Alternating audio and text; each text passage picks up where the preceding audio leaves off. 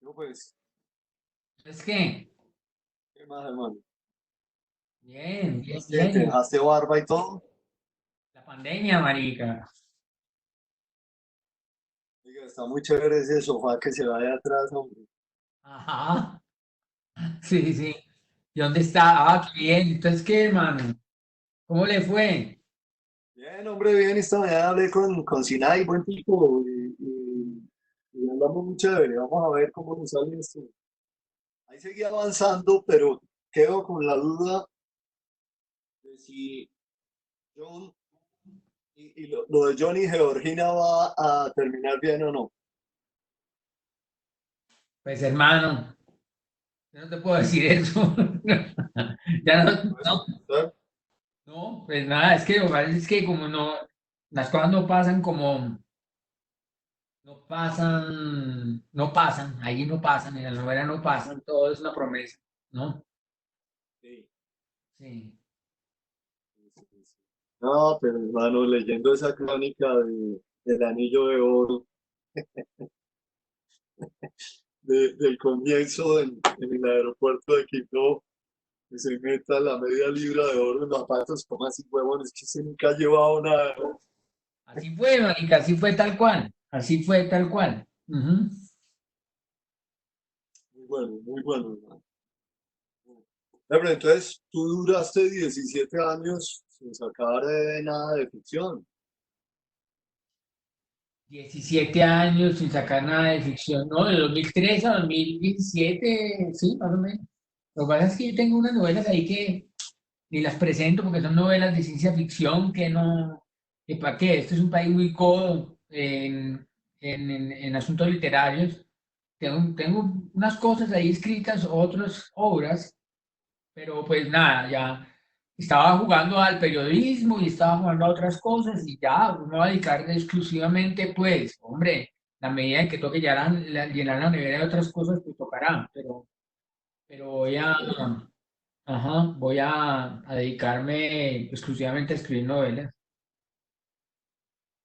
Sí, Sala Filbo dice que nos oye, pero que no lo estamos oyendo. ¿Tú oyes a alguien ahí?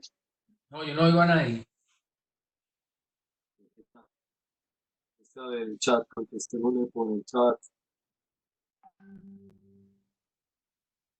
Ajá, no, organizador, espérate a ver. Ah, es Olga. Olga,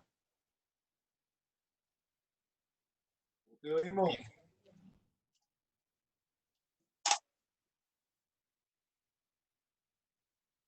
y que ponga cámara y pon cámara y todo.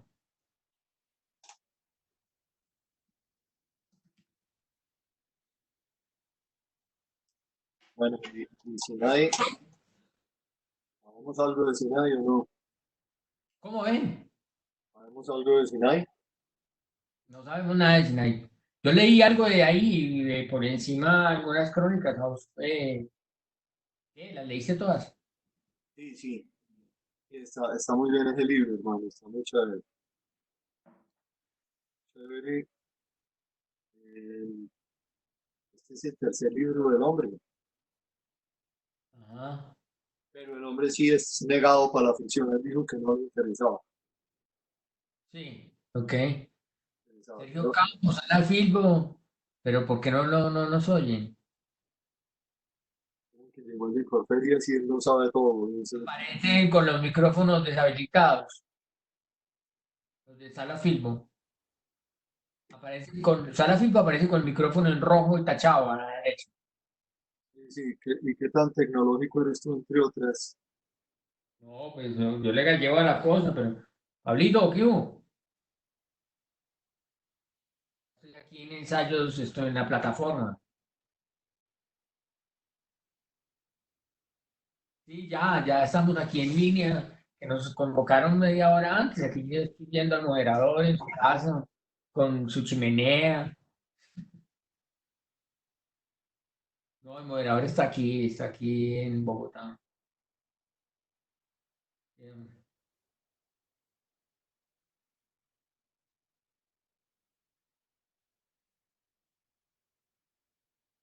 No, ya, sí, sí, sí. Como las palabras de Djokovic, eso tiene mucho impacto, ¿no?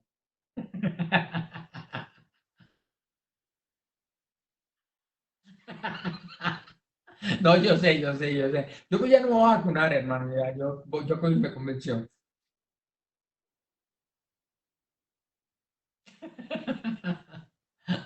Bueno, no, pero el moderador sí se fajó, es un backing así, tiene, el hombre tiene libros, tiene hasta un Oscar detrás, creo que ganó un Oscar.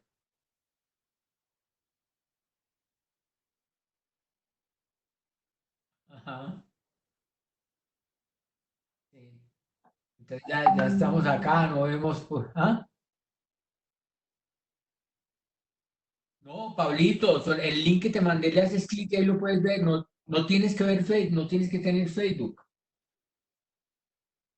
No, no se entra por Facebook Live.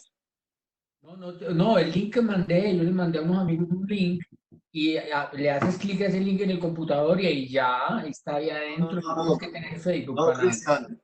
Creo que no, hermano. Vale, Creo que bueno, no es así. lo va a intentar, lo va a intentar. Chao. Bueno, ¿y quién hay ahí? Hermano, creo que no es como le estabas diciendo. Creo que no es así. ¿Me oyes? Sí.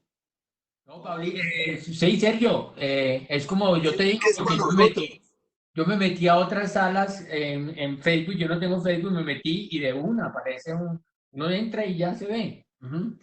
No tiene Sí, uno que jugar a nada más. En la ese programación link de no la es. feria, en la programación de la feria salen unos links y uno le hace clic a esos links y ya, entra uno fresco y uno, O sea, si yo le mando este link a mi gente, claro, claro, si le mandas el link, huevón, inmediatamente, pero no este link, no, el link que aparece en la feria del libro. ah, pues, pero ese Aló, cuál es, hermano. ¿cómo que no? Es que todavía no estamos en vivo, todavía no, tienes que esperar a las 7. No, toca esperar, mi amor, no han abierto esto para los demás. Bueno, ok. Buenas tardes a todos, ¿cómo están? ¿Con quién hablo? Hablas con José Barreto, yo soy de Community Manager de Corferias, ¿listo? Sí, José, Estamos ¿cómo aquí vas? con... Bien, ¿cómo están? ¿Todo bien? Sí, todo bien. Bueno, les comento, Olga está tratando de conectarse porque creo que tenía un tema del audio.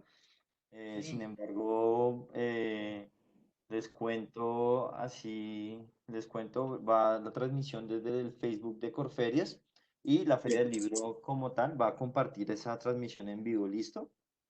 Ok. Cómo hace la gente para ver esto? Digamos que es como si se generara una publicación nueva en Facebook y va a notificar a nuestros seguidores que estamos en vivo, ¿sí? Sin embargo, si quieren, yo a través de Olga les puedo compartir el enlace de la publicación como tal, Uy, ¿listo? de una. Compártelo, por favor. Dale, Eh, compártelo, pues. Olga, no sé si ya puedas hablar.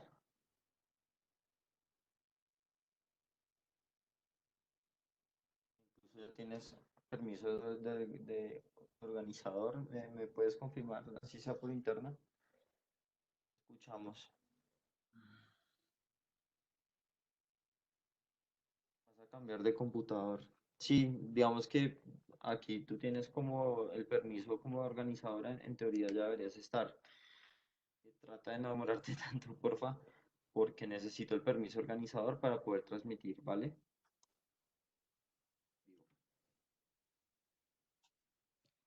Entonces, nada, falta alguien, ¿cierto? Falta Javier Sinay. Sí, sí, sí, falta Javier.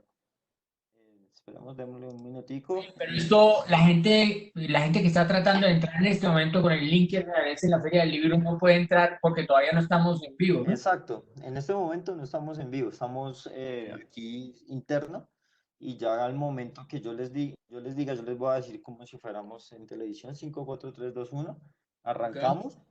listo. Eh, Mi primera recomendación es que no arranquemos tan de una, esperemos un minutico, 30 segundos, mientras que la gente va conectándose y a partir de ahí ya arrancamos, ¿listo? Y tenemos forma de saber ya cuando hay más conectadas o no.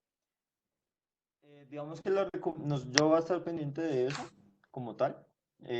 Sin embargo, pues igual pueden ver toda la transmisión después o pueden seguirla con el celular en la mano en silencio a través del enlace que les envío o pues pueden entrar a la página de Corferias en Facebook. ¿Cuál enlace nos enviaste? Espérate un momentico.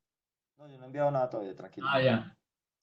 Eh, Sí, porque, entonces, no nos confunda, viejo, no nos confunda. No, no, sí, no, no, nada, ahí pero no me ha igual aparecido ningún enlace pueden todavía. conectarse.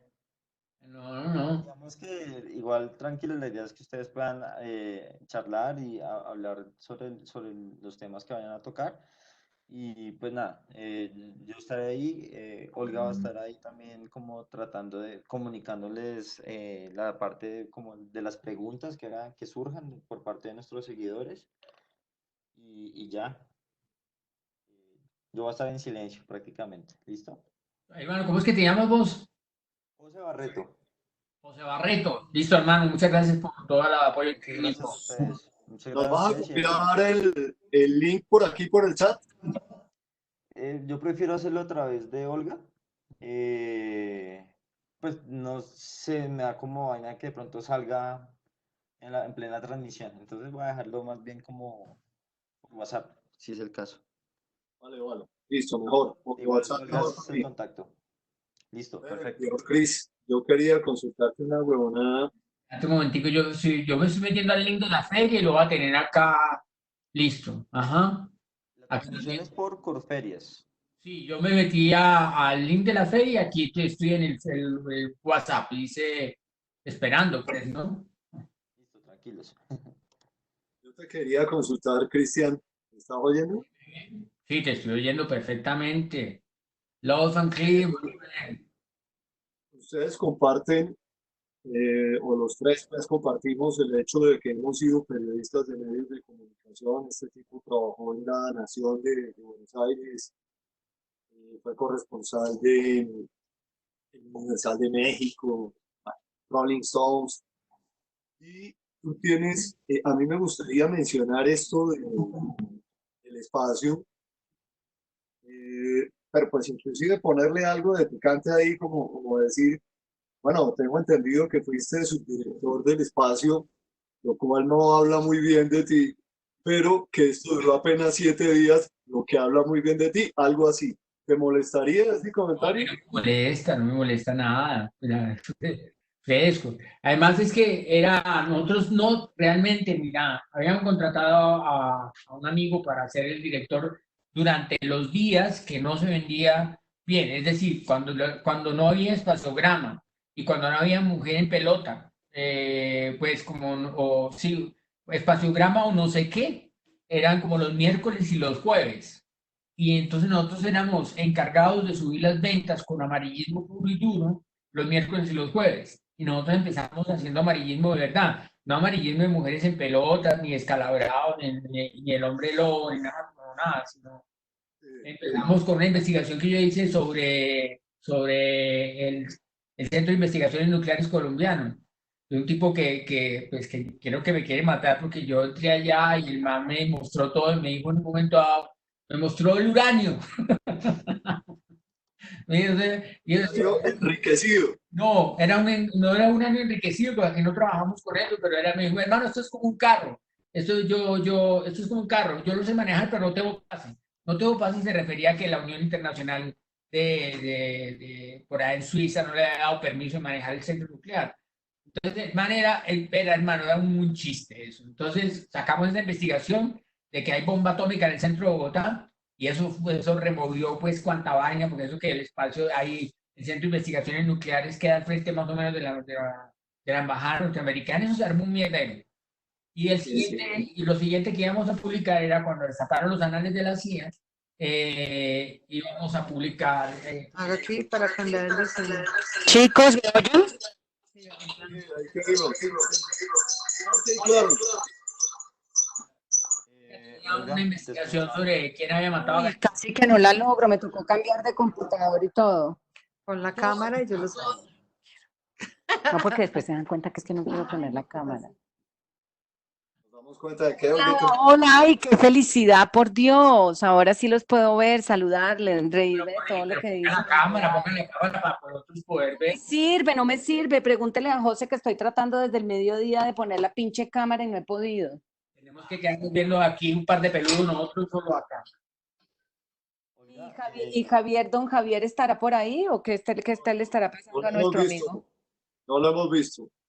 No, Javier no se ha dejado ver. O sea que o lo llamas o le escribes o algo, porque ya estamos a Ay, 7 jue madre, es que minutos. no tengo el, ¿cómo se llama? No tengo el WhatsApp de Javier. Ay, juepucha. José, ¿te tengo que pasar como organizador o ya estás? no, ponme como organizador, por favor. ¿Que paso la bolita para donde dice Salón Filbo Corferias yo o qué hago? Cristian, y ¿Dónde entonces estoy? terminamos la ¿Dónde, investigación. Entonces dónde era estoy Sí, yo? espérense muchachos porque titular. si no los oigo a todos al tiempo y no soy capaz de hacer lo que me está pidiendo José. ¿Qué debo hacer, José? Mira, ahí en Sala Filbo Corferias, el que no eres tú, claramente, le pones clic derecho y pones cambiar función a organizador.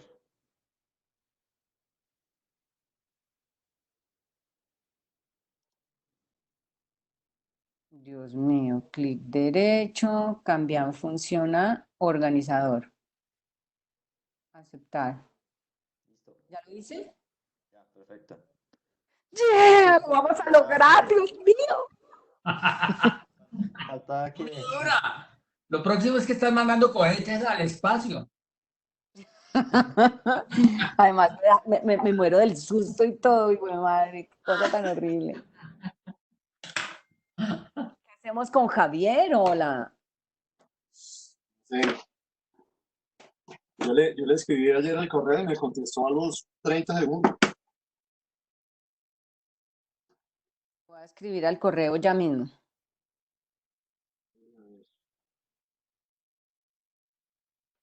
Me quedan 5 minutos. Voy a hacer pipí y ya me siento aquí. Creo que es mejor ir a hacer pipí ya, Cristian. Yo ya estoy, ya ¿Estás estoy, listo? hice todo.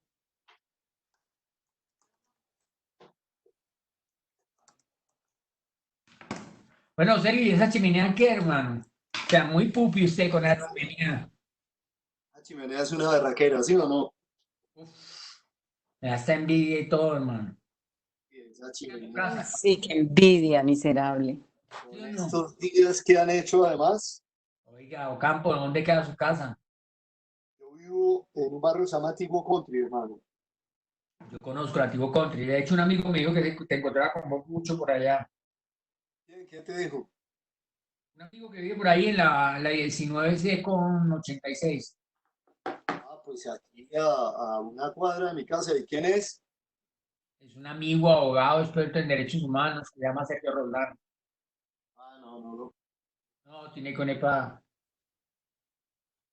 ¿El hombre es deportista o no? El hombre es caminador y eso, tiene perrito. Ajá. Porque yo me recorro ese parque todos los días en situación normal. Pues. No, el man camina, o sea, el tipo tiene paso de bazuquero. Se camina, se sube ese parque rueda hasta la séptima, baja por la 90, eso, o sea, seguirle el paso al hombre es imposible. Dame un segundo. Dale.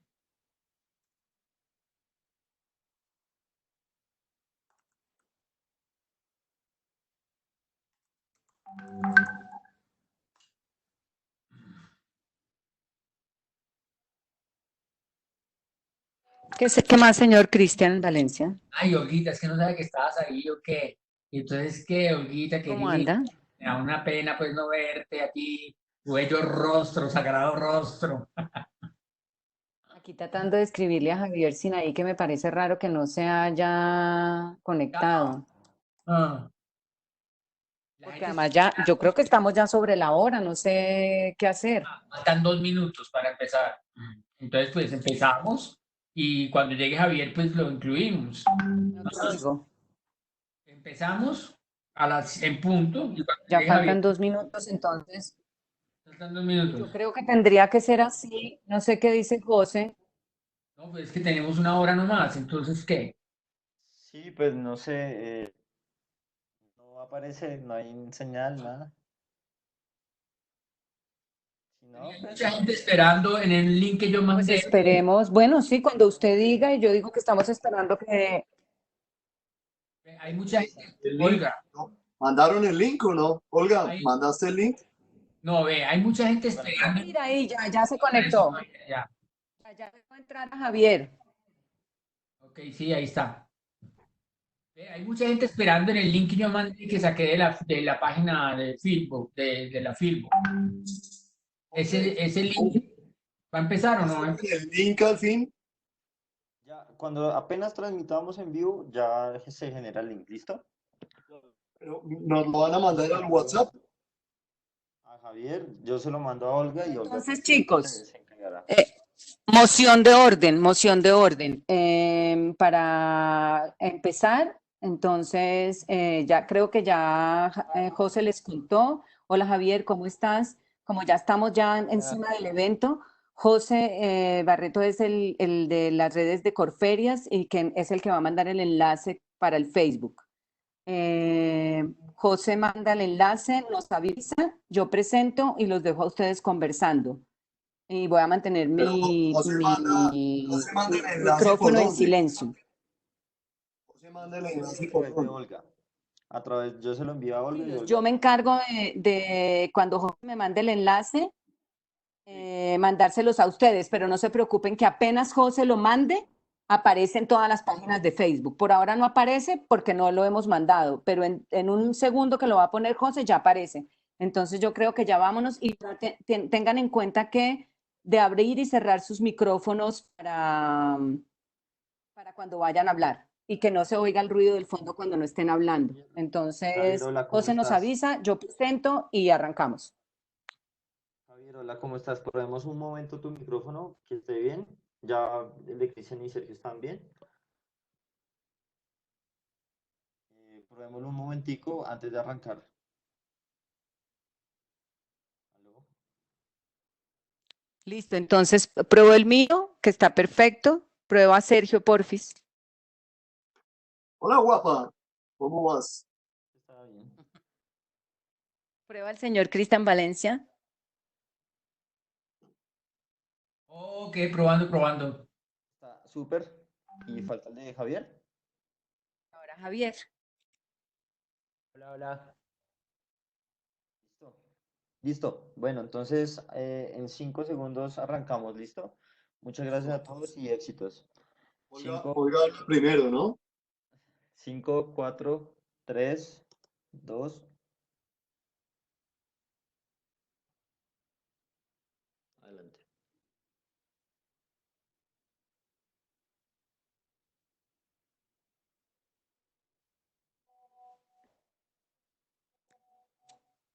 Muy buenas noches para todos. La Filbo en Casa le da la bienvenida a los invitados y a los asistentes a esta conversación.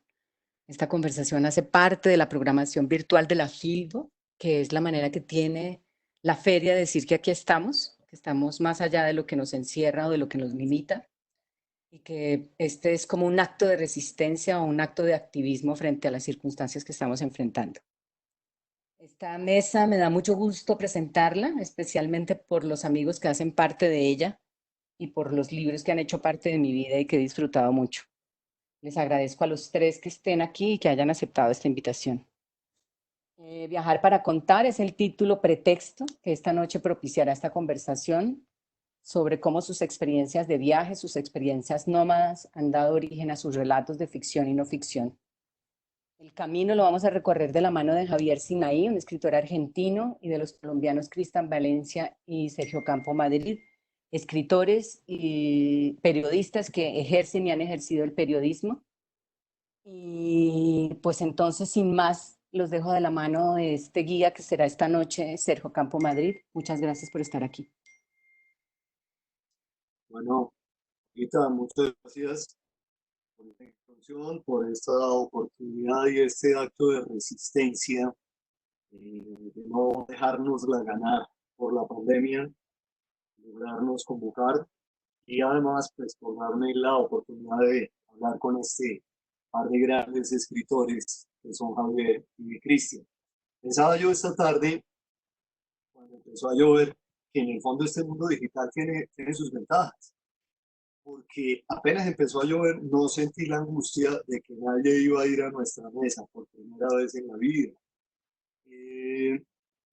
Siento que con esta herramienta digital se rompe esa tradición de locales y visitantes, pues en las redes todos somos locales.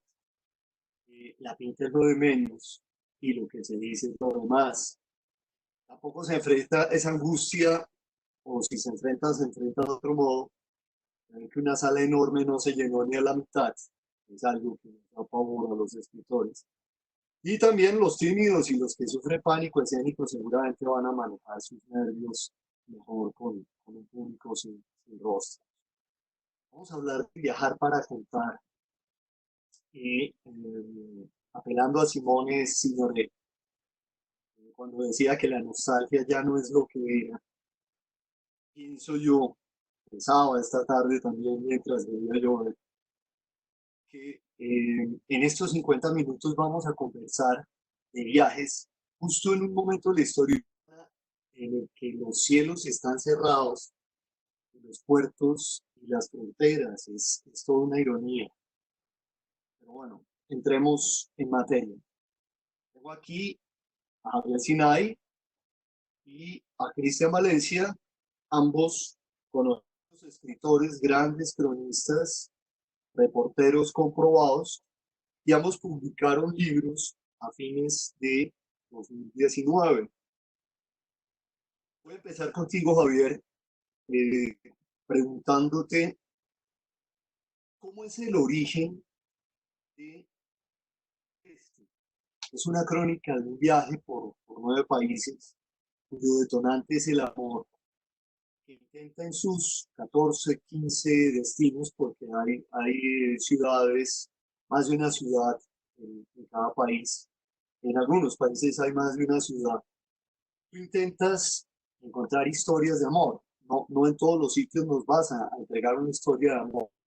Pero entonces estoy hablando de una crónica de viaje, cuyo detonante es el amor, y que además del paisaje, además de la cultura, además de las costumbres, también intenta explorar sobre el amor. Escuchamos.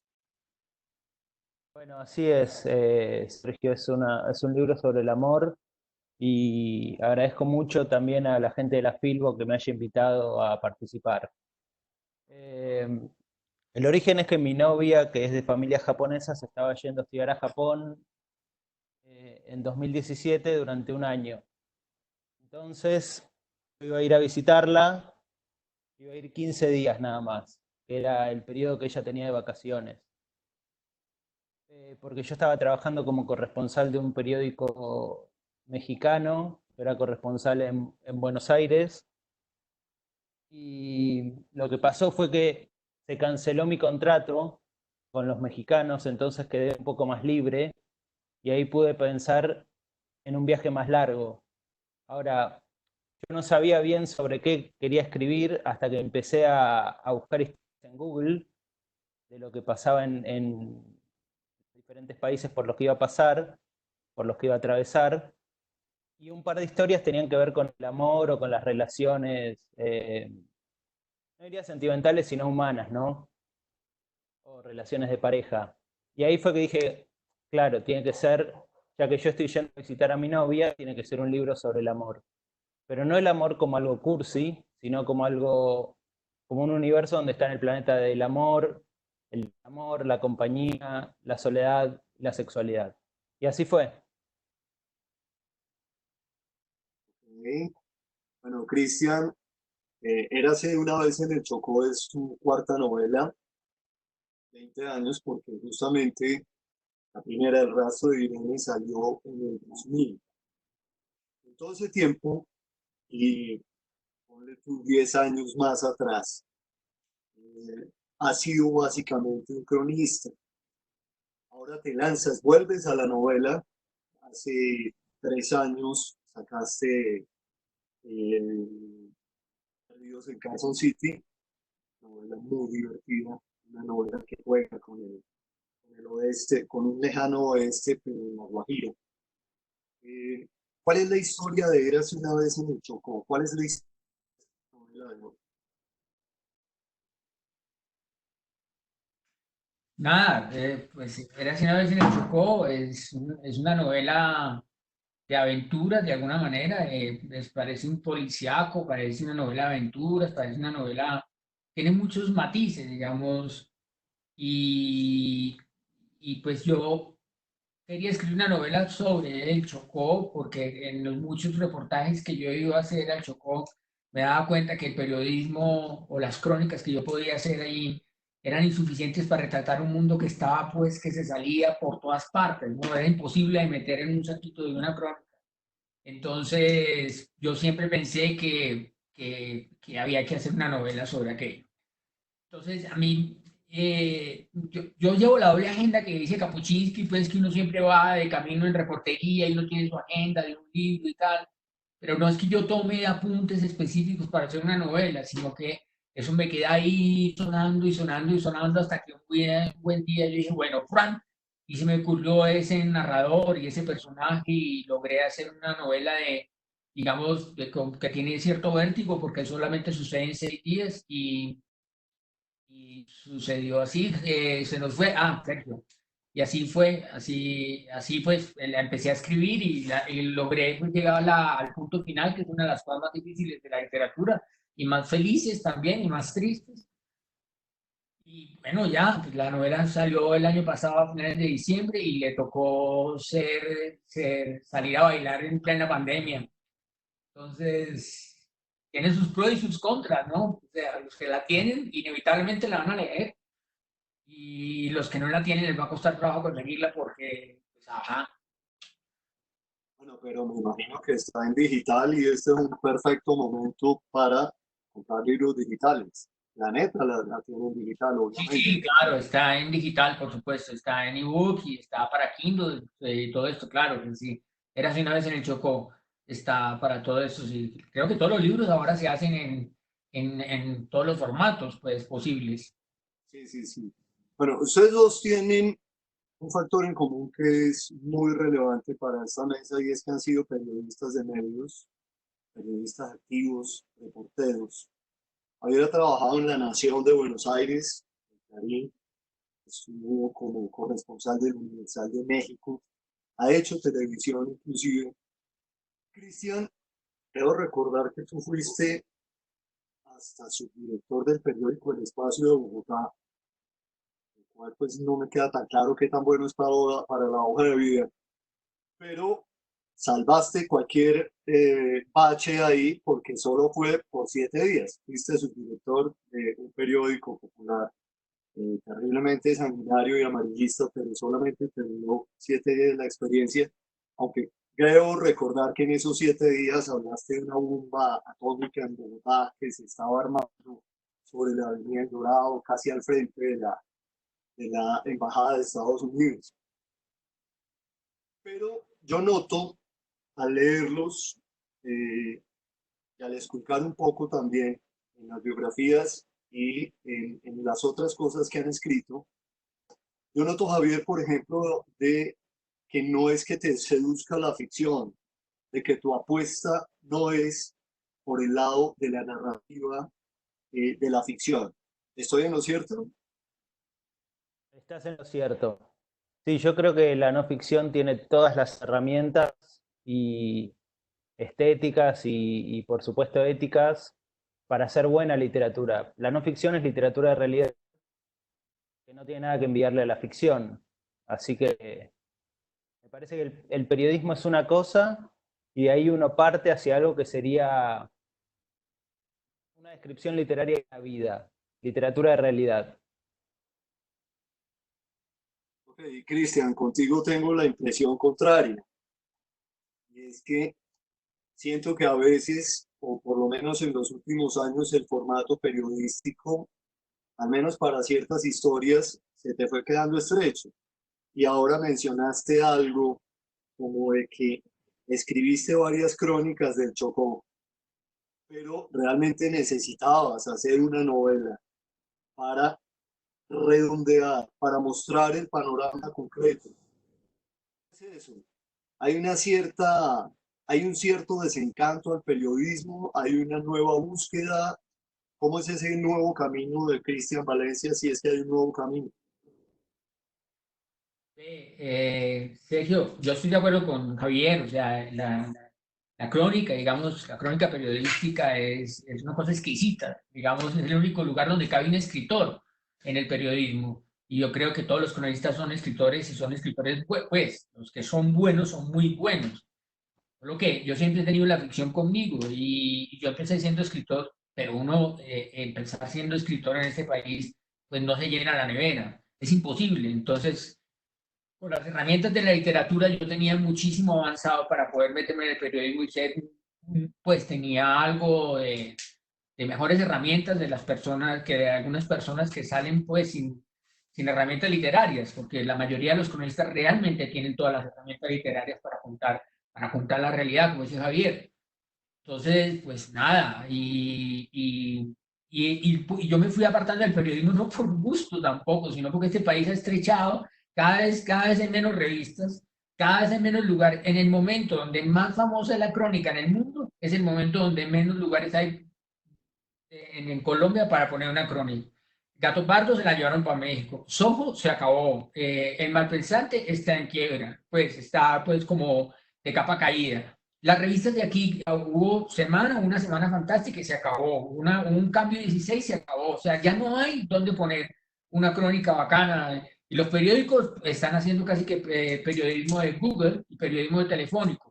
No hay periodistas afuera vivenciales, ¿no? Y eso, hombre, pues, entonces, pues, es muy difícil, a uno le toca dedicarse a otras cosas, definitivamente, para poder llenar la nevera, y la literatura vuelve a tener una relevancia. Mm. Ok. Bueno, Javier, ¿Puedo agregar algo? sí, claro, por favor, te Estoy totalmente de escuchamos. acuerdo con Cristian en eso de que cuando el género crece y gana prestigio, el único refugio que tienen son los libros, porque acá tampoco tenemos medios para publicar crónicas largas y buenas. Eso es una gran paradoja que por lo menos creo que recorre todo el mundo hispano, no sé cómo será en el mundo anglo, pero es una paradoja. Ok. Javier, justamente te quería preguntar, porque todos los que hemos hecho crónica, hemos tenido la tentación de introducirle elementos ficcionales a la historia, hemos tenido la tentación de dejarnos llevar por la imaginación, añadirle algunos elementos que no necesariamente sucedieron. Inclusive un coterráneo tuyo como Tomás Eloy Martínez defendía, pretendía como una escuela válida esa de que la crónica pudiera tener algunos elementos que no fueran de la estricta realidad. Yo te Ajá. pregunto si hay algo de imaginación en Viaje al Este, en todo este periplo y en la gente que conociste en cada ciudad, las historias que buscaste, lo que investigaste, o definitivamente todo es periodismo en todo su rigor. Bueno, no, es todo periodismo, no hay nada inventado, no hay nada imaginado. Y en parte, para mí es como un juego, ¿no? Y las reglas del juego son buscar lo mejor que puedas la historia y luego contarla a partir de esa historia. Lo que no tenés, lo podés proponer, lo podés sospechar, pero explicitándolo en el texto. De todas maneras, ese recurso no lo uso en Camino al Este. Alguna vez lo he usado, ¿no? Poner sospecho que, me parece que, me imagino que, enmarcando la historia en esta advertencia. Pero en Camino al Este son todas historias que fui encontrando en el terreno, en el camino, digamos, y jugué ese juego que te digo, con esos límites muy precisos. No tanto por mantener un rigor periodístico de estos rigores disciplinados de los periodistas de saco y corbata, digamos, sino más bien por querer contar la vida, por el gusto de contar cómo es de tratar de entender a la gente.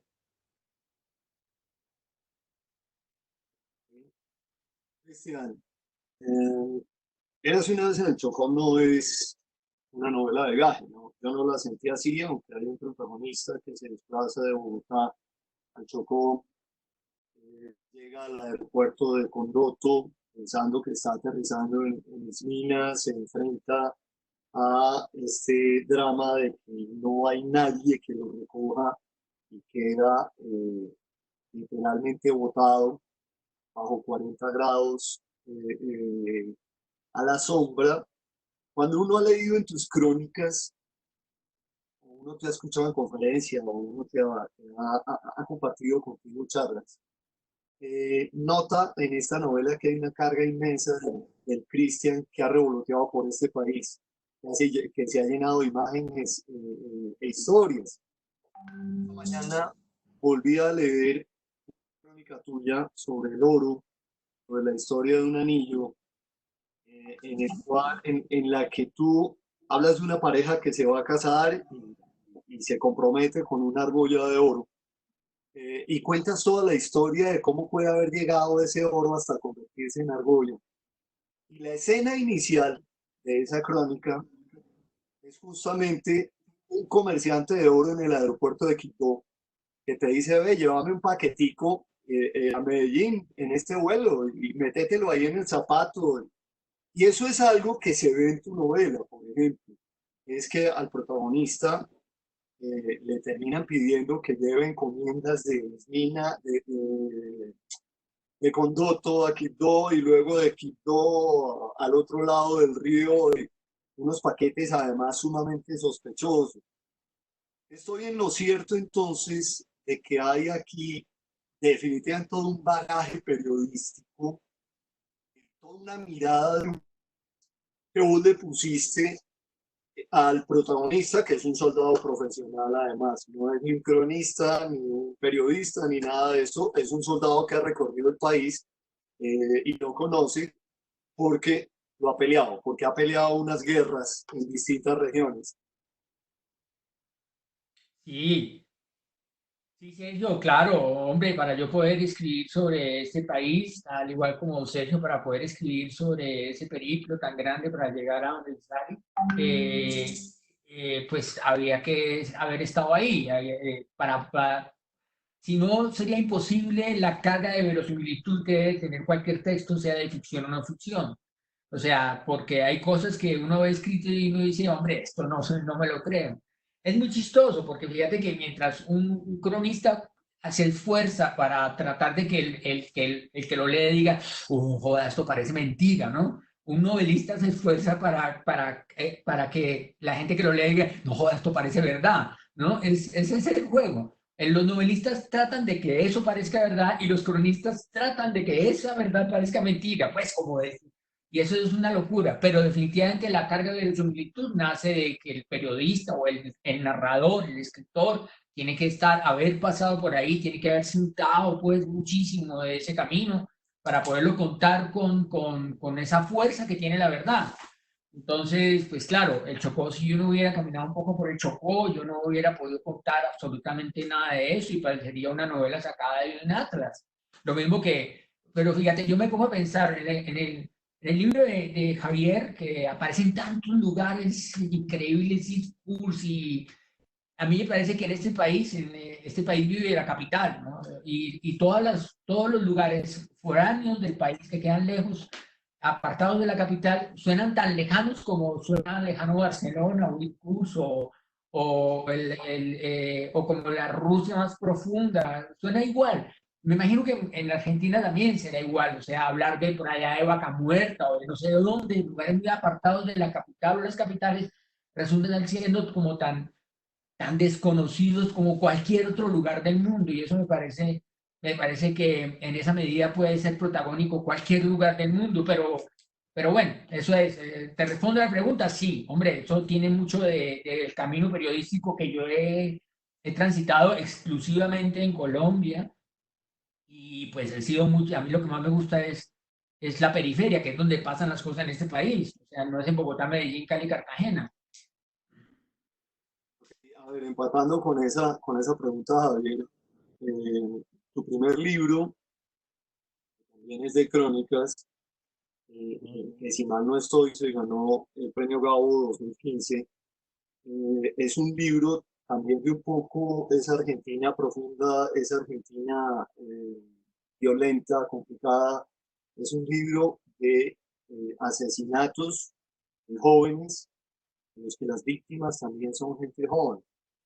Eh, Quisiera que me contaras un poquito de eso, de esa experiencia previa, porque esta tercera crónica tuya, que es una crónica de viajes, se sale de esa lógica que traías en el primer y en el segundo libro, que tienen mucho que ver con el mundo criminal argentino. Sí, el primer libro se tituló Sangre Joven. No ganó el Gabo lo gané con una crónica que salió en Rolling Stone, con un artículo. Pero sí era de, como decís vos, de crímenes de jóvenes, algunos cometidos en Buenos Aires y otros cometidos en ciudades del interior como Carmen de Patagones o La Plata, que es una ciudad grande, es una ciudad perdida por ahí, pero una de las historias de La Plata tenía como condimento que los protagonistas eran de Santiago del Estero, que sí es un lugar bastante alejado. Era un libro bastante actual en el sentido de que contaba crímenes de los últimos 8 años y trataba de retratar. Yo tenía, cuando lo publiqué, no había cumplido 30 todavía, tenía 29, y lo que quería hacer era retratar a mi generación, ¿no? O sea, las personas narradas en ese libro tenían, cuando cometieron los crímenes, entre 15 y 25 años y habían nacido en la década del 80. Entonces, como yo. Entonces, para mí lo interesante era, aparte de contar el crimen, que era un hito violento en la historia de esta gente, ir tirando del ovillo de esa bola, de ese núcleo de historia, y de ese ovillo sacar consumos culturales, circuitos, formas de hablar y demás, ¿no? Y hacer ese retrato social generacional de esa manera. Después escribí un libro que se llamó Los Crímenes de Moisésville, que contaba unos crímenes históricos ocurridos, sí, en el campo, a 600 kilómetros de Buenos Aires, en la provincia de Santa Fe, en un pueblo que se llama Moisésville, que fue una colonia agrícola de inmigrantes judíos rusos, fundada en 1889. Y mi bisabuelo había estado ahí y había escrito un artículo sobre unos crímenes que hubo ahí, que eran crímenes debidos a la fricción y sí, a la fricción social que traía esta cosa de introducir colonos europeos en una tierra que había sido de gauchos que los estaban corriendo, ¿no? Entonces traía un montón de roces. También fue un trabajo sobre el crimen, pero mirando hacia atrás. Yo en esa época de mi trabajo y de mi vida, digamos, estaba muy, muy apasionado por estas situaciones tan límites. Y ya a la hora de escribir Camino al Este y buscar historias de amor, creo que ya me había quedado la idea de que lo importante es tratar de entender a la gente, ¿no? Las historias de Camino al Este, algunas sí son un poco límites, pero hay otras que son simplemente noviazgos, como los que hemos tenido todos. Y también se juega algo que no es extremo, pero se juega algo que es muy humano, obviamente, ¿no? Claro. Entonces, ya contar esas cosas tiene algo de, como decía Cristian, algo mágico, ¿no? O sea, hay que encontrar cuál es el punto mágico, cuál es el punto de swing, de twist dentro de una historia común para hacerla memorable. Bueno, y esa fue un poco mi evolución del crimen al amor. Al amor. El crimen al amor y al viaje, además. El viaje entendido Así es. como amor. Sí. Como un Igual, acto de amor.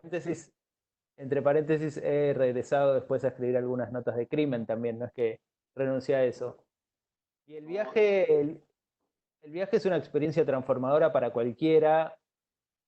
Yo había viajado mucho en mi vida antes de hacer este viaje, pero no era un fanático de los viajes, ¿no? Y miraba a esos mochileros que se le pasan un año afuera, que van vendiendo artesanías y viajando siempre de un país más, un país más.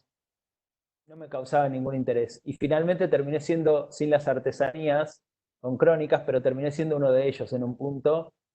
Y ahora entiendo que, claro, el viaje es una suspensión de la vida y una suspensión del tiempo, te abre un paréntesis tan interesante y tan fascinante, y conoces amigos a los que viste por ahí 2 días, pero se convierten en amigos que vas a recordar toda la vida, que se vuelve adictivo en un punto. Cristian, yo quiero preguntarte también por viajes, porque creo que tú eres uno de los periodistas que más se ha movido por este país. Ha cubierto, eh, lo malo es que casi siempre son historias tristes en el Putumayo, en el Chocó, en la Guajira. Creo recordar que alguna vez te escuché que de todas maneras a este país le falta ser contado, a Colombia le falta ser contado. Existen unos filones de historias y recuerdo inclusive que hablabas del pensamiento mágico de los llanos orientales, por ejemplo, de toda esta brujería que te produce, te deja pasmado con los resultados, estos rezos de los campesinos. La pregunta es, ¿qué es lo que ha pasado? Por qué no hemos entonces contado el país y salvo grandes excepciones, el país sigue sin ser contado?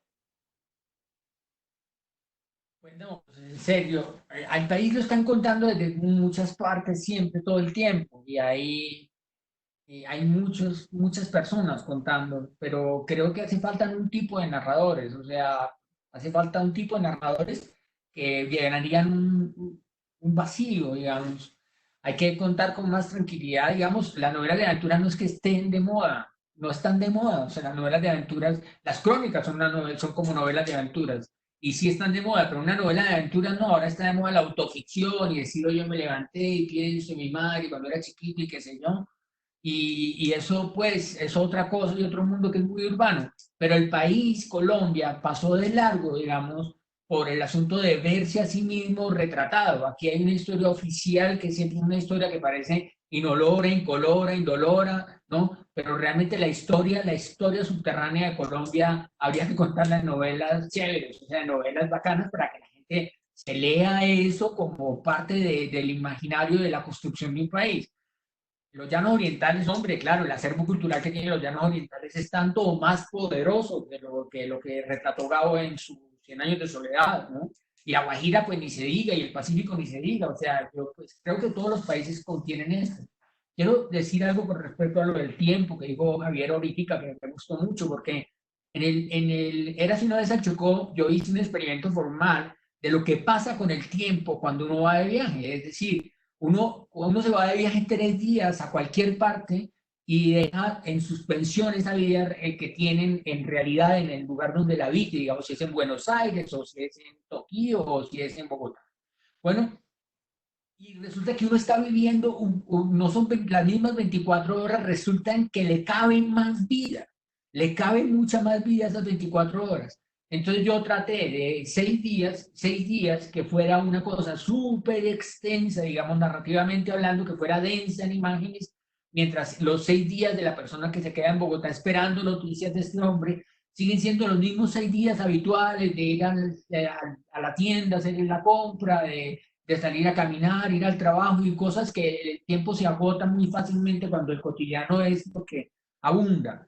Pero en los viajes, ¡wow! El tiempo es como meterse una droga, es como realmente meterse una droga, es como ¡wow! Eso explota como hongos en la cabeza y hay demasiada vitalidad. Y bueno, y eso. A ver, ibas a contar algo. Sí, Sí. exacto. Respecto a lo que decía Cristian, justo la semana pasada hice una nota sobre el tiempo en la cuarentena, cómo nuestra percepción del tiempo en la cuarentena. Y hablé con un investigador de un laboratorio de cronobiología humana que me decía que el cerebro procesa la información cuando está viviendo algo nuevo o algo amenazante o algo emocionante, o sea, la procesa gastando más energía, se pone más atento y eso hace que el tiempo nos parezca tanto más largo cuando estamos en algo nuevo, y cuando estamos en la rutina el cerebro se automatiza y no gasta tanta energía, entonces se nos pasa, se nos pasa. Bueno, no soy yo el especialista, simplemente recuerdo algo que escuché la semana pasada, pero parece. Yo sentí, al empezar a leer Viaje al Este, sentí como una evocación a los viajes de Marco Polo. Inclusive, el libro tiene un mapa, si lo miras de cierto, parece reproducir la ruta de la seda. Solo que en este caso, pues no partes de Venecia, sino que estás partiendo de Madrid o inclusive de Buenos Aires. Bueno, claro, ¿no? Y no llegas a Beijing, sino que llegas hasta Zipango, hasta Tokio, hasta el Japón, que es donde está esperándote tu Higashi. Aparte de unas historias fantásticas que logras, algunas sobre el amor, eh, me quedan varias reflexiones de tipo cultural y unas reflexiones hondas. Por ejemplo, recuerdo esta de cuando pasas de España a Francia, dices, carajo, son dos ramas de un mismo tronco. Lo que pasa es que Francia es una España sofisticada, pero pasas a Alemania y dices, no, esto definitivamente es otro tronco. La pregunta es, en estos 9 países, ¿cuántos troncos culturales hallaste?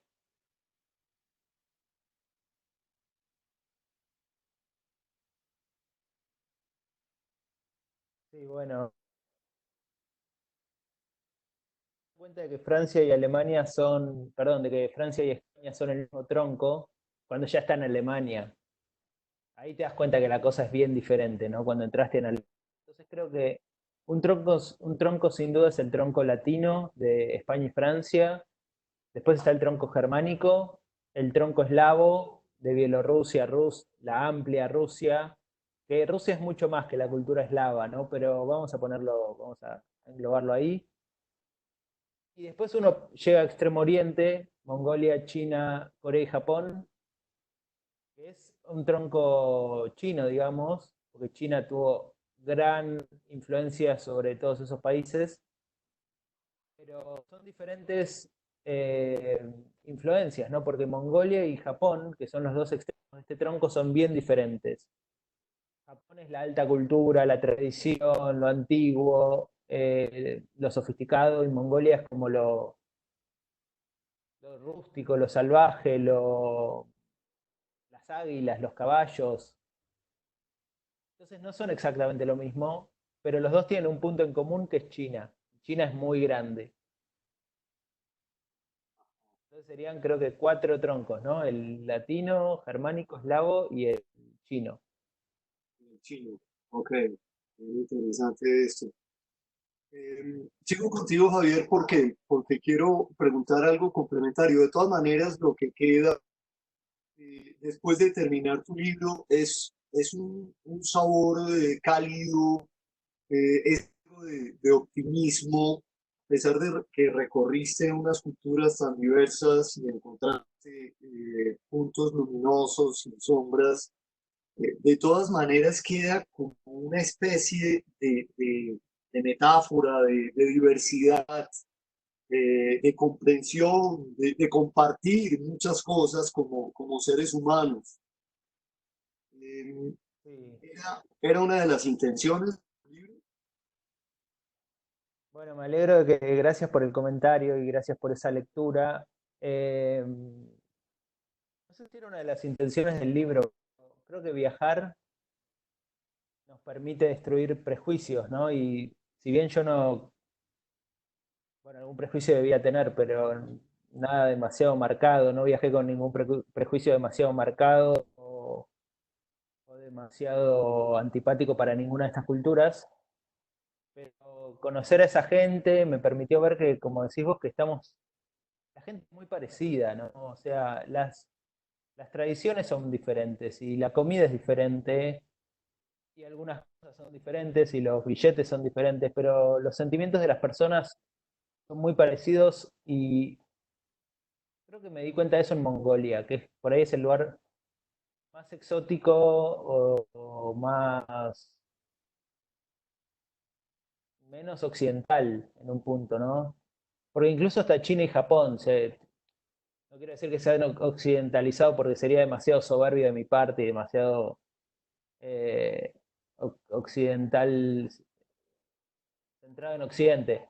Pero China y Japón son permeables a Occidente, Mongolia todavía no. Y estando en o sea, todavía no tanto. Hay que hablar todo poniéndolo entre aclaraciones. Pero estando en Mongolia, también el contacto de corazón a corazón con la gente es muy directo.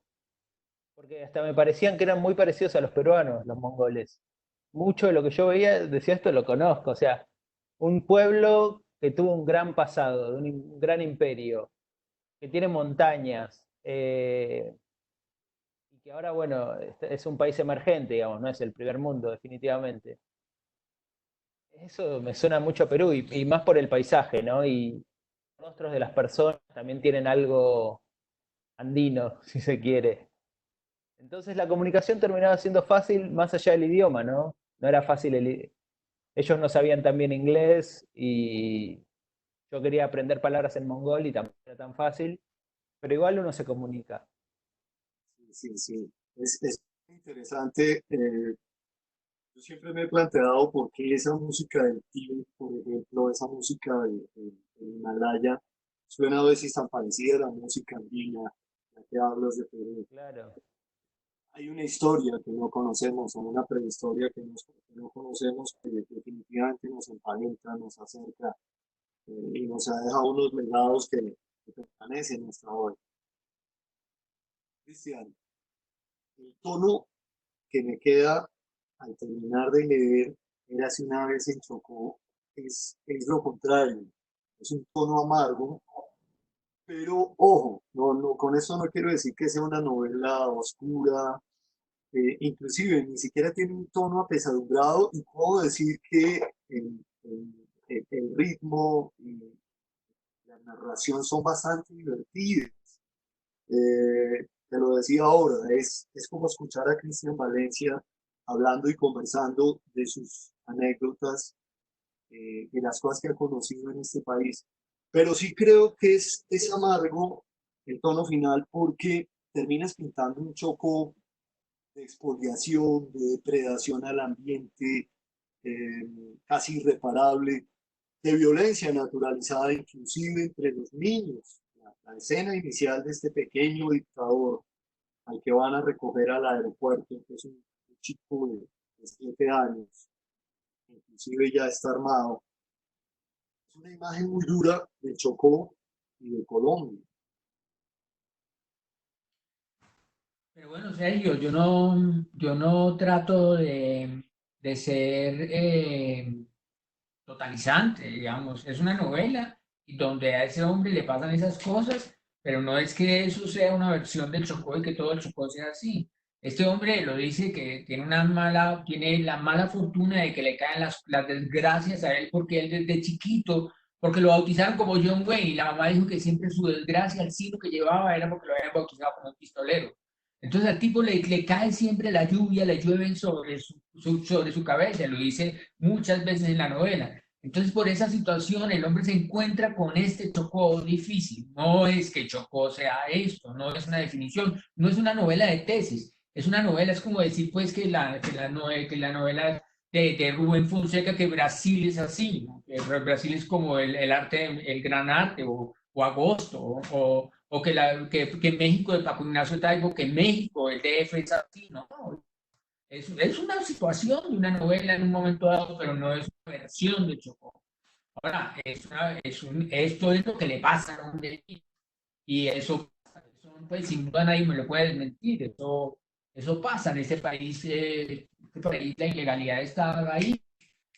Vea, hermano, yo le voy a decir una cosa. Alguna vez estaba haciendo un trabajo que me retiré sobre el tráfico de animales ilegales y me fui para San Victorino, que le explico a Javier. Es un lugar de mercado popular acá, donde en alguna esquina venden animalitos, pollitos y conejitos. Y entonces yo me fui, como solo por preguntar, y le dije al de los pollitos, le dije que necesitaba una babilla, un cocodrilo chiquito. Y el tipo me dijo, no, que eso no, que eso no, que eso cómo se le ocurría. Entonces, bueno, yo seguí caminando y a los 5 minutos me llegó alguien a decirme que de qué tamaño necesitaba el cocodrilo, que si lo quería vivo o muerto y que cuánto tenía para pagar por eso. Entonces, claro, aquí por plata te consiguen un cañón, la bomba atómica, todo está ahí. El subterráneo del país, de esta historia que venden hacia afuera, que es impecable, no, aquí hay una cosa que se está moviendo y es retumbante y es muy fuerte. Lo de la ilegalidad es una cultura que definitivamente está en este país por todos lados. En el Chocó más, porque en el Chocó no hay una autoridad definitivamente así como a la vista. O sea, tú entras en ese río Atrato y ya pierdes, te sientes como en el corazón de las tinieblas, pierdes el contacto con la civilización. Así como entras en el río Putumayo y en 2 segundos estás de verdad lejos, lejos, tan lejos del mundo civilizado que ni siquiera la rueda sirve para algo. Tú ves los camiones montados en los planchones sobre ese río y no hay nada más inútil que una rueda sobre un río. No hay nada, no sirve para nada. En la selva no sirve para nada la rueda. Entonces aquí hay que, y como no hay estado y como no hay forma de llegar allá, entonces pues la gente tiene que inventar unas formas de sobrevivir. Y unas formas de sobrevivir, llámese lo que sea. Y el Chocó está todo para sobrevivir. Hay unas maderas más preciosas del mundo que las sacan directamente y las sacan para hacer casas de la aristocracia china y japonesa. Ni siquiera lo conocemos nosotros. Y hay cosas de narcotráfico y hay guerrilla que se quiere apoderar de miles de lugares que tienen oro y tienen platino y tienen otros, hermano, y eso es la ruta preferida, o sea, tienen el Caribe, tienen el Pacífico, hombre, y es una serranía que se llama el Tapón del Darién, o sea, es inexpugnable para los civilizados, pues para la gente de las ciudades principales, pero esa vaina ya fue pugnable, o sea, eso ya lo caminan, digamos, es tránsito de coyotes, de gente que va para Estados Unidos, ruta de venezolanos que tienen caminos por esas trochas de la selva para hacia allá. O sea, ahí está todo. Existe y es verdad. Ahora, dentro de ese mundo hay cosas increíblemente conmovedoras y humanas, como dice Javier. O sea, los seres humanos nos parecemos en todas las circunstancias, inclusive en el malevaje también hay cierta camaradería y cierta, hombre, amor humano, ¿no? También. Y cuando se está lejos de la justicia, no se piensa en la justicia, porque pues, está por allá, ¿me entendés? Es un mundo paralelo, son mundos paralelos. Yo diría que Colombia tiene casi que todas las edades de la humanidad, desde la edad de piedra hasta la edad de bronce y después hasta la altísima tecnología. Y eso a veces en las provincias se ve, es mucho más evidente, ¿no? Bueno, me encanta cómo empiezas diciendo que no lo es como un retrato amargo y luego con toda esa argumentación termina uno diciendo, pero qué más amargo puede ser. Inclusive, yo creo que ninguna zona como la de Chocó reúne tantas condiciones tan adversas que están muy bien retratadas en la novela, y si bien no es una novela de tesis, sí hay una denuncia muy firme por medio de la literatura. Javier, tú recorriste 15.000 kilómetros, no sé cuántos realmente son, pero en un momento creo que hablas de esa distancia, 15.000 kilómetros, eh,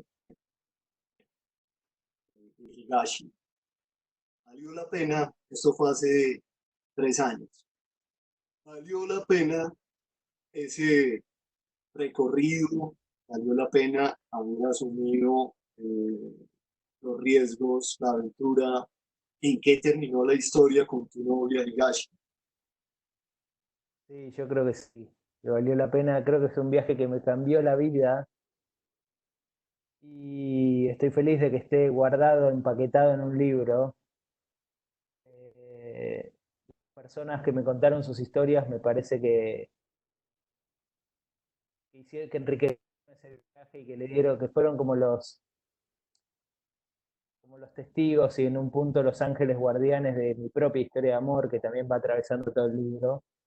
No, pero para resumírtela, ¿en qué quedó la historia? Nos casamos con Higashi acá en Buenos Aires y ahora tenemos un bebé, un hijo de 1 año. Así que nada, estamos súper contentos. Higashi se fue a estudiar la ceremonia del té y está haciendo algo con respecto a la ceremonia del té en Buenos Aires. Sí, sí. O sea, es la mano derecha de su abuela, que es la sensei, o sea, la maestra del grupo de ceremonia de té que funciona acá, que es de la escuela japonesa, o sea, la sede que está acá. Esa sería como una parte más ortodoxa de la práctica de ceremonia de té que hace Higashi. Y por otro lado hace una práctica un poco más moderna, que es hacer ceremonias, o sea, encuentros de degustación de té, de ceremonia y de tomar el té en galerías de arte o en lugares más urbanos, ¿no? Ahí hay algo más moderno porque está sacando el chadó, la ceremonia del té de su ámbito tradicional y lo lleva en diferentes lugares de Buenos Aires. Así que ella trabajaba en una dependencia del Ministerio de Cultura antes de esto, se fue a Japón, estuvo un año estudiando y volvió y le dio para adelante, cambió su vida, se dedicó a esto. Cristian, me dicen que hay una segunda parte de Érase de una vez en el Chocó. ¿Cómo es eso? No, no es una segunda parte de Eras una vez en el Chocó, sino es una continuación del personaje que fue nombrado ahí. Digamos, tan hábilmente pasó por un mundo tan difícil.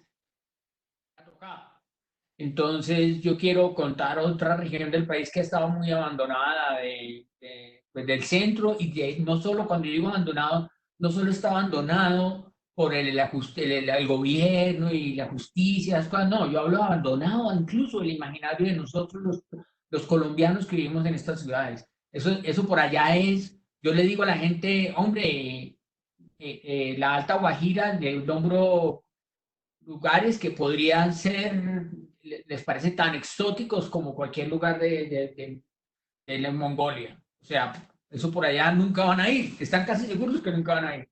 Entonces yo quisiera meterme allá porque ya pues allá ha pasado de todo, allá en la Guajira.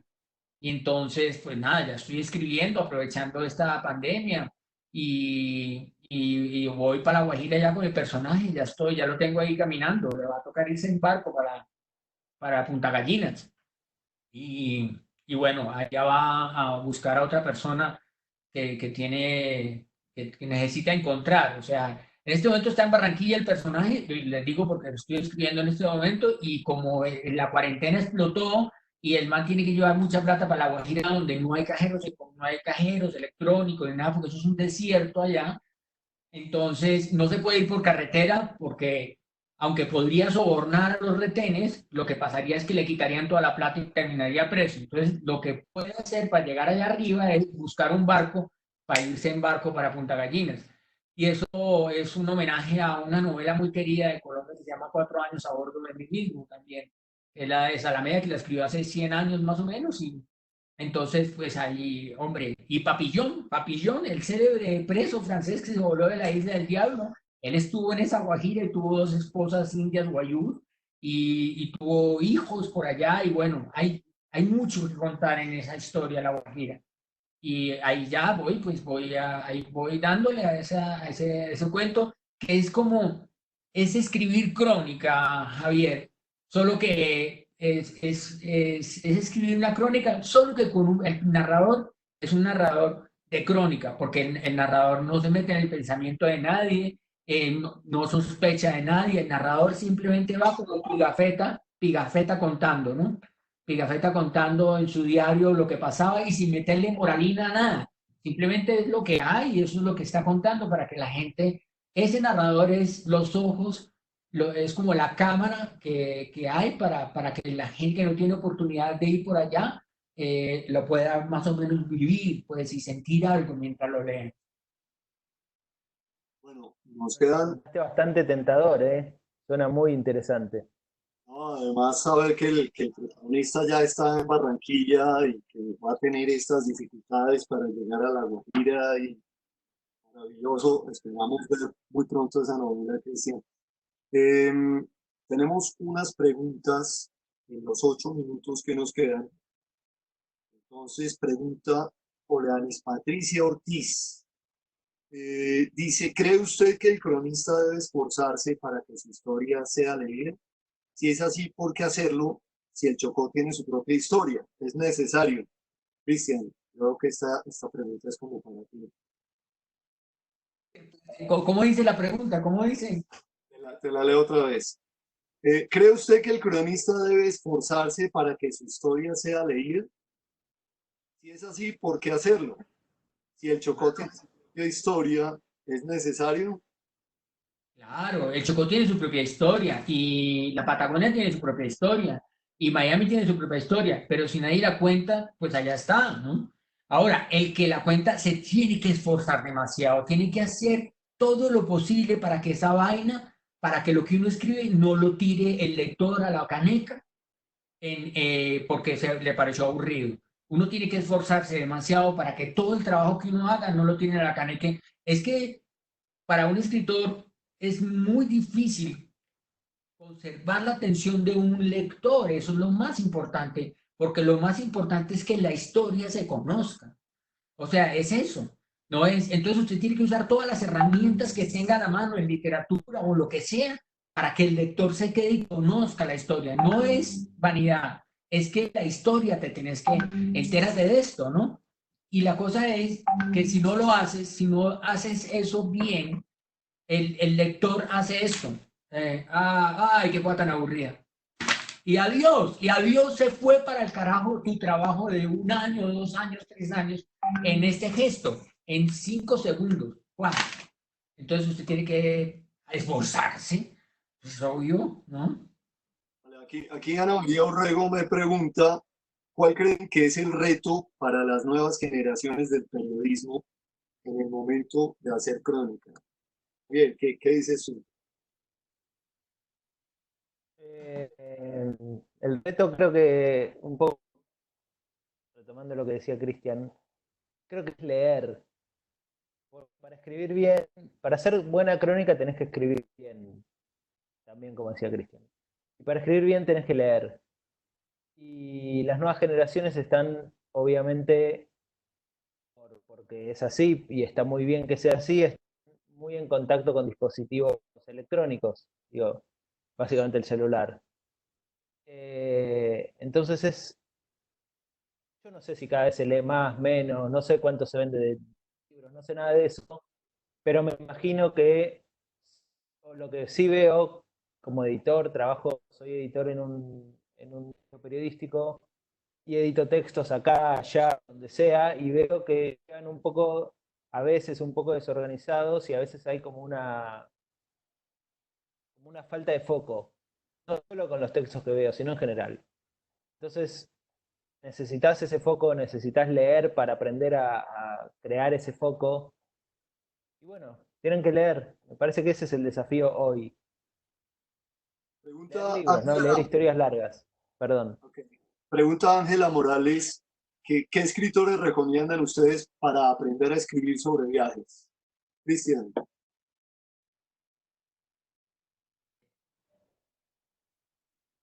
Hombre, novelas de aventuras, yo, o sea, novelas de aventuras. Incluso el Julio Verne, el de 5 semanas en Globo. 5 semanas en Globo es una crónica perfecta de cómo se arma un viaje. Se arma un viaje de esta manera y se arma.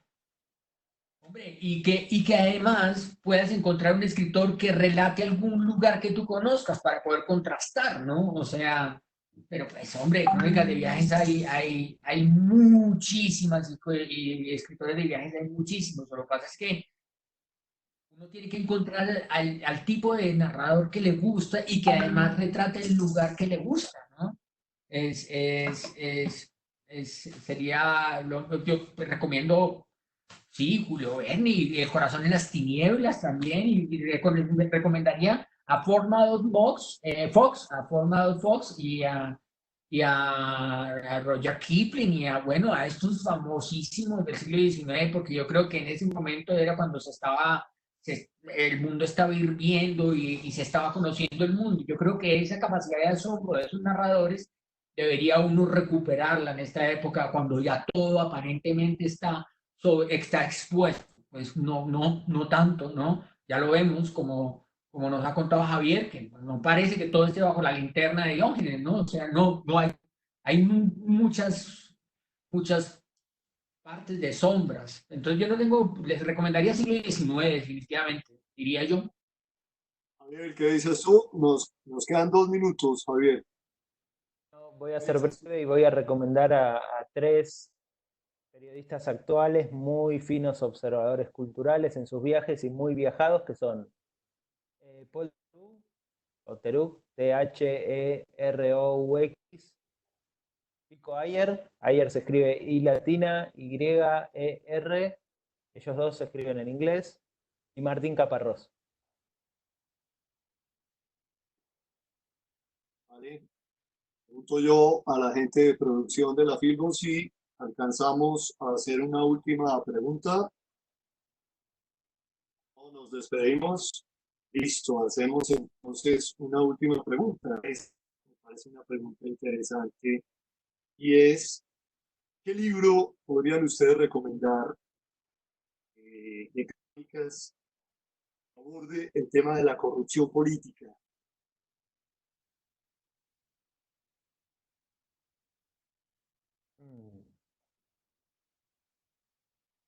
Dale, Javier, mata vos, porque yo realmente no pienso leer nunca un libro que aborde el tema de la corrupción política. Yo puedo recomendar uno que no leí, pero que es una antología y que por la gente implicada, los que firman ahí, las notas, los capítulos, imagino que debe ser muy bueno. Y pucha, tampoco me acuerdo cómo se llama, pero el que hizo la antología, el antólogo, es Diego Fonseca, y lo hizo con Martín Caparrós. Y salió hace 2 años, y son puras historias de corrupción de cada país de América Latina. Sí, Pero yo podría recomendar algo, pero es una novela. Mira, es una novela. la corrupción, en cada país hay un Ese es. cronista que hace una crónica sobre esto. Y están Alberto Salcedo, está Martín Caparrós, Ese es. y el alegato es que todos pretendemos como país ganar ese campeonato, o sea, consideramos que el país de cada uno es el más corrupto.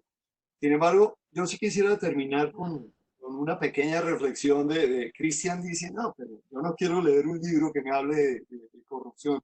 Fíjate que en lo personal siento que este país ha tenido bastantes notas sobre guerra y bastantes crónicas maravillosas sobre guerra. Y ahora que la guerra, digamos que no terminó, pero se atemperó y que estamos en un momento en el cual bataleamos por la paz, estamos intentando la paz. Creo que sería bien interesante que los cronistas abordaran este tema de el engendro que es la corrupción, el enemigo absoluto a derrotar que es la corrupción. Valdría la pena, Cristian, valdría la pena, Javier. Hermano, yo no pienso leer nunca un libro que vaya de la corrupción. Yo prefiero las novelas para eso. Y porque además todos los días en el periódico y todos los días en los noticieros, todos los días están diciendo que se filtran chorradas de millones de dólares de cada uno de los países latinoamericanos en donde habitamos. Así que qué pereza de tema, hermano. Darle protagonismo a eso me parece lo más aburrido. Yo no pienso gastar ni lo que me queda de vida jugando a ese juego tan bobo. Pero sí puedo recomendar, si quieren saber de qué va la corrupción y cómo se liga, digamos, la corrupción de las estancias más increíbles altas de la aristocracia política del mundo, con la gente que camina por ahí metiendo crack en las calles, léanse El Gran Arte de Rubén Fonseca, y ahí está, los niveles de corrupción y cómo se maneja eso de distintas formas. Darle un nombre a la corrupción, poner ahí a un presidente, a cualquiera, eso no sirve de nada porque es algo que realmente está como incrustado en el tuétano de estos países, que es una desgracia, bien. Entonces yo personalmente no quiero jugar a ese jueguito y espero pues que los periodistas que lo hagan muy bien y todo y que sean felices. Pero yo no, yo no voy a gastar mi vida, yo prefiero sembrar astromelia, viejo, o algo así. Javier, ¿alguna reflexión para cerrar Sobre este tema. sobre lo que quieras? No, bueno, la charla estuvo muy buena y me alegro mucho haberla compartido con ustedes dos. Me gusta mucho el trabajo de los dos. Y sobre este tema lo que yo tengo para decir es, tampoco me atrae leer sobre corrupción, pero quizás le daría una chance al texto de Salcedo Ramos en la antología que dijimos antes. Algún día lo leeré. Ok, bueno, gracias por esta mesa maravillosa. Ah, tengo que decir Sí, Cristian. que parece que sacaron del aire la página desde hace como 15, 20 minutos, estaba caída, No, pero la gente, volvió. la gente se quejó Estuvo, mucho. ¿Ah? estuvo Rápido, volvió pero rápido, fue una cosa de 2 minutos. Ah, bueno, listo. exacto, o sea que estas últimas cosas sí nos las escucharon. Bueno, me despido, Cristian. Javier, gracias por este rato, gracias por ese par de libros, los disfruté muchísimo. Gracias a la Filbo por estos espacios en cuarentena. Nos estamos conversando. Gracias, gracias Javier, gracias Sergio, Olita, gracias Gracias a ustedes. al cuerpo Muchas técnico. gracias, fue un gusto. ¿Ya salimos del aire o no? Ya casi, sí. Listo, estamos fuera del aire. Ahora ya estamos fuera del aire. Muchas Sí, gracias, todo qué salió delicia de muy bien. conversación. Todo salió muy bien. Se cortó Bueno, la muchas gracias a transmisión ambos. un momentico, pero tranquilos que se retransmitió y todo salió, ¿vale? Ah, ok, bueno. Sí, fue por un error mío que yo me salí, volví a entrar, entonces cambié el organizador. Bueno, una cosa ahí técnica, pero Técnico, Ah, entrada y salida, pero tranquilos que yo pude reconectarme a los 30 segundos, casi el minuto. Entonces no se preocupen, si se perdió fue 30 segundos. ¿Listo? ok, bueno, pues El nuevo mundo. yo tuve muchas quejas, me empezaron a gritar aquí por el teléfono que decían, no, Claro. no, que eso se congeló y que la están repitiendo, pero que lo volvió a congelar en el mismo lugar. Pero frescos que antes es un buen indicador porque la gente estaba bien conectada y nos dejaron muchas preguntas. Es un buen indicador eso. Peor si no nos dijera nada, ¿no? Sí, no, súper bien, estuvo muy bien y de verdad que muchas gracias, pues. Muy buena conexión, mucha gente se Claro, un conectó placer, y nada, gracias Javier. Y ajá, Sergio, gracias, viejo, todo estuvo muy bien. Lástima lo poquito. gracias a todos. Sí, se les hacemos quiere, otra se les en algún quiere. momento. Bueno, muchachos, nos estamos hablando. Javier, cuando vengas a Colombia, déjate ver. Sí, ojalá sea pronto. Yo creo Nos que vamos a ver ahí. Próximo a Filbo. Filbo presencial, aquí estás. Me encantaría. Tengo ganas de conocer Bogotá, que todavía no conozco.